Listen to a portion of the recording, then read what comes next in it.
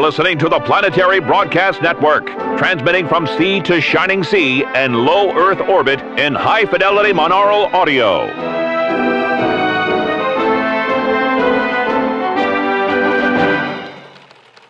To Mr. and Mrs. America, and to all the ships at sea, welcome to the Planetary Broadcast Network Evening News, July 17th, 1953.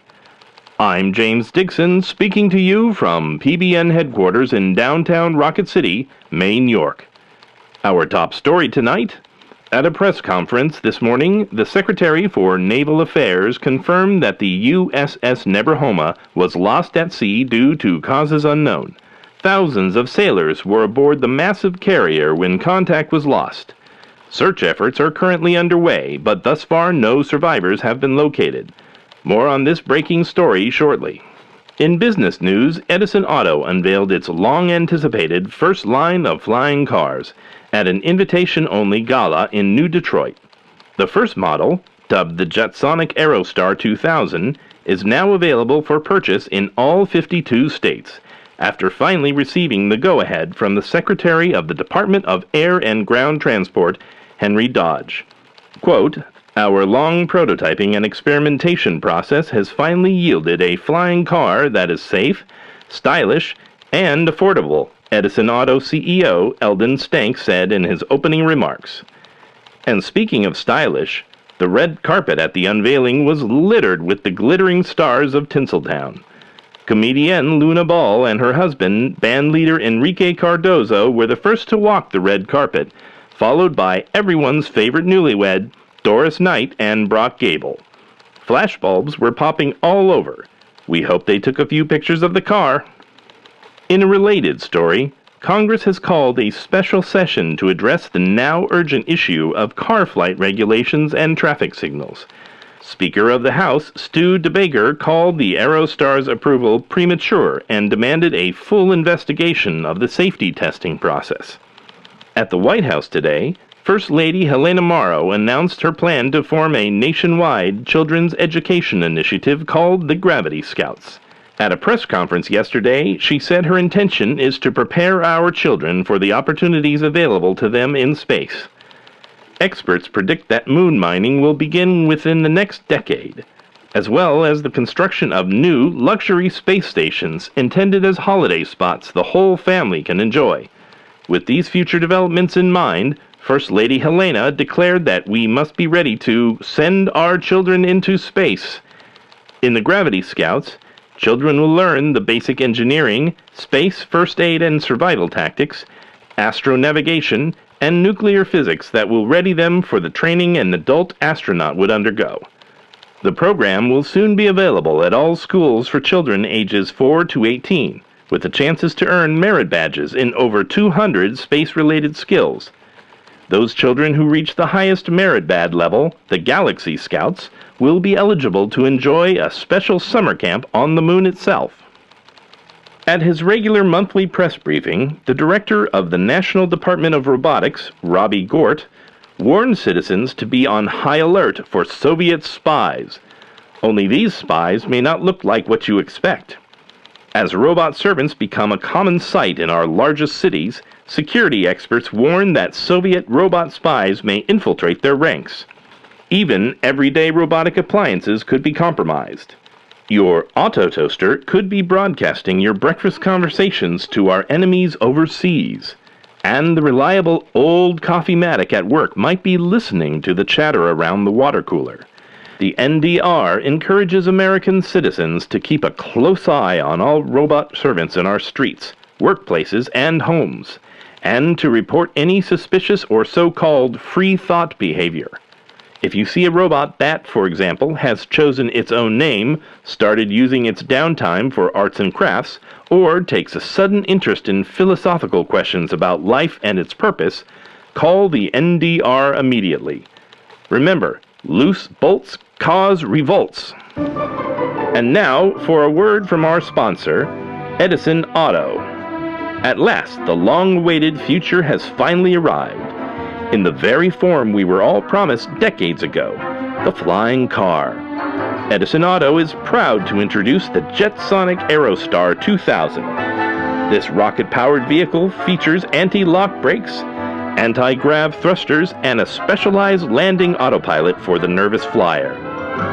With 4 doors and 2 jump seats in the trunk, there's enough room for the whole family and your robot servant too. The Jetsonic Aerostar 2000 comes in 3 colors, orange, silver, and turquoise, and is available with extra features such as air conditioning. Buy one now at your friendly neighborhood Edison dealership. Back to the news. Transparent bubble skirts on the runways at Main York Fashion Fortnight sparked moral outrage amongst conservatives. Both Mothers Against Space Fashion and Focus on the Nuclear Family issued statements condemning the controversial trend and blaming the rise of translucent and transparent fashions for the continued degradation of national morals, the increasing divorce rate, and tooth decay.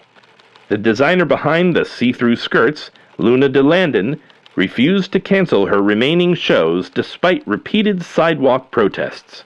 Meanwhile, it is rumored that Craig's department stores have already placed orders for transparent blouses for their ladies' fall line. Naval telepathy experiments with specially trained dolphins took an unexpectedly touching turn this month. When her psi-adept handler was transferred to another base overseas, one dolphin named Cleo took it upon herself to escape her enclosure at Los Diego Naval Station, then swim across the Pacific Ocean to rejoin her handler on the other side of the world. Witnesses say the reunion, which took place on a beach in Busan, Korea, was heartwarming. The Navy has issued a statement assuring the public that Cleo and her handler will be assigned together on the sailor's next tour. They also took the opportunity to announce the complete success of the Dolphin Telepathy Program, stating that our dolphin allies have proven adept at a host of naval operations, including seabed mapping, search and rescue, mine detection and removal, intelligence gathering, and counter-psyops. Cleo and her friends are ready to help us win the fight against communist expansion. And now, a quick message from another of our sponsors, Better Homes and Launchpads, the premier magazine for homemakers all over these great United States. In this month's cover story, the First Lady of Home Decor, Anita Tension, shares her favorite festive tips for decorating your home or bunker for the fall holidays. Help your guests feel the warm, radiant glow of the season all over your house, from the kitchen to the control room. Also in this issue, is your dog psychic? Test Fido to find out, and then put him to work picking those lottery numbers in this month's Better Homes and Launchpads, available at newsstands everywhere. And now the weather. The United States Weather Bureau at Glen Air Spaceport in Main York reports a current temperature of 88 degrees with a 15-mile-per-hour wind and scattered showers that will decrease by tomorrow afternoon. Most rain is expected to be normal, but Washington County does have a moderate acid rain warning for the next 72 hours. Be sure to check your radios before heading out to work in the morning for potential school cancellations. The low today was 65 degrees, and for tomorrow we can expect a high of 87 degrees with a low of 64. The 3-day forecast predicts more of the same, with partly sunny conditions and highs in the upper 80s. The regional forecast calls for heavy rains over much of Delamark, due to silver iodide cloud seeding by the National Department of Weather Manipulation. Scientists expect this seeding to help counteract the long-running drought in Delamark and the northern half of Massalina. This rain is expected to come with strong winds and low temperatures hovering around 55 degrees. Chief Meteorologist Chip Moses would also like to remind everyone that summer is lightning swarm season. Lightning swarms are a major cause of house fires and robot malfunctions, so it's important to keep your lightning rods grounded and in good repair. Remember, lightning safety isn't just a good idea, it's the law. Our sponsor, Hydrogen Bath Products, would like to remind us all that as the weather turns cooler, our appetites are stimulated. Soon, a wide array of holiday treats will be available nationwide, tempting us with sugary, sentimental delights. But all this delicious indulgence can take its toll on our teeth, leading to unsightly tooth decay, gingivitis, and fillings that can transmit Soviet microwave signals. Stop plaque and communism in their tracks with Dentiglow, the radioactive toothpaste, now with the cleaning power of Tritium-231. Tritium-231 blasts plaque away, sterilizing your mouth so it's surgically clean while simultaneously jamming all known broadcast frequencies. Germs won't dare violate your teeth's borders. Now available in refreshing Atom Mint Blast and Nuclear Wintergreen flavors. Clean your teeth with nuclear power and the decaying half-life of Tritium-231. Our main story today is the tragic loss of the USS Nebrahoma, flagship of the U.S. Pacific Fleet. Wake Island Tracking Center lost contact with this Tesla-class carrier at 6:35 a.m. yesterday Pacific Standard Time. The final transmission from the ship made no mention of any difficulties, and there was no dangerous weather reported in the region. So the cause of the carrier's disappearance remains a mystery. The Nebrahoma carried a full complement of 4,462 sailors, most of whom were aboard at the time of the ship's disappearance. Fortunately, the commander of the carrier, Admiral Lillian Stern, was at Pearl Harbor attending briefings on the recent reports of piracy in the Pacific. Search efforts are now underway. Vessels from the Pacific Fleet have been combing the area searching for any wreckage or survivors, but so far have located neither. The Office of the Joint Chiefs of Staff issued a statement at a press conference early this morning. They assure the public that the search for the USS Nebrahoma and her crew will continue, and a full investigation is currently underway. Although piracy has been reported in the region, the Joint Chiefs of Staff state there is currently no evidence that the Nebrahoma's disappearance was the result of hostile actions. Our guest today is PBN's Senior Correspondent for Naval Affairs, Bob Sendit. Bob is joining us from Naval Headquarters at the Heptagon in Washington via radiophone provided by another of our fine sponsors, Isotope Communications. Bob, thank you for joining us today. Can you hear us clearly? Hello, James, and hello, listeners. Yes, the reception is excellent with this new radiophone. Tragic news about the USS Nebrahoma. Can you elaborate any more on the response from the Joint Chiefs and what the carrier's disappearance means for the region? Well, James, so far we're still not certain that the ship has been destroyed. Highly placed sources say that it is likely there has just been some communication or navigation failure, and we'll soon discover the ship intact, which will be great news for the families of those sailors. Well, it would be great news, Bob, and I hope you're right, but that doesn't seem to be the conclusion of the Office of the Joint Chiefs of Staff or the operators at Wake Island Tracking Center.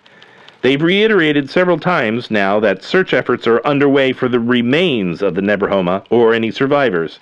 That is true, but it's still a possibility that the entire ship will eventually be recovered, as we all hope it will. We certainly do, Bob. Can you tell us more about these recent reports of piracy in the region, and might they have anything to do with the Nebrahoma? Well, James, they do have something to do with the Nebrahoma. The Nebrahoma was there to investigate the attacks. And so far, I can tell you they haven't found much at all. Not much at all. These aren't 18th century swashbucklers. It's a few ships from a handful of banana republics in the area, robbing fishing boats. There's really no probability that they had anything to do with the Nebrahoma's temporary disappearance. Let me remind you that the Nebrahoma is the flagship of our Pacific Fleet and carries a full complement of strike aircraft. There's little to no possibility that one of these small pirate ships could pose a threat to the Nebrahoma. Well, that certainly is a relief. Yet, Admiral Stern seems to be taking these reports seriously, enough to host a series of briefings at Pearl Harbor. Yes, Admiral Stern has been confronting the problem head-on. She believes firmly that tolerating any level of piracy, even the amateurish displays we're seeing now, is a violation of international human rights and the greater good of the world. As you can imagine, James, she's absolutely devastated that this has happened in her absence, and will be very relieved when the Nebrahoma is located once again. If it's located again. Yes, of course. Thank you, Bob, and I think that's all the time we have for now. Thanks for having me. This is Bob Sendit reporting for PBN News. You've been listening to the PBN Evening News for July 17th, 1953. This is James Dixon wishing you a brighter tomorrow. Stay tuned for episode 8A of Fission Girl. When we left our intrepid heroine, Fission Girl and her faithful maid Marie were trapped in a space-time bubble at the bottom of the ocean by giant space krill from the planet Crustacea 4. With their air supply running out, can the girls use fission power to boil their way to safety? You can help them by using your decoder ring, Fission Rangers. Set your rings and prepare to decipher this top-secret communication from Fission Girl herself. 80, 65, 83, 83, 87, 79, 82, 68, 73, 83, 65, 84, 79, 77, 73, 67, 46, 77, 79, 82, 69, 78, 69, 88, 84, 69, 80, 73, 83, 79, 68, 69. But will the aid of the Fission Rangers be enough to save Fission Girl and faithful Marie from the giant space krill? Find out in episode 8A, Deep Fission, right after this message from our sponsor, Isotope Communications. The new Signal Max 32C portable radio phone by Isotope offers crisp, clear, cord-free communication in a svelte 4-pound package. Its powerful 2-hour battery is ideal for the up-and-coming young executive who can't be tied down by his office phone. But the missus will also want to borrow it to find a fourth for bridge with the girls. Make local calls for as low as $1 per minute from almost anywhere in most metro areas, away from tall buildings and bridges. The Signal Max 32C, the future of communication.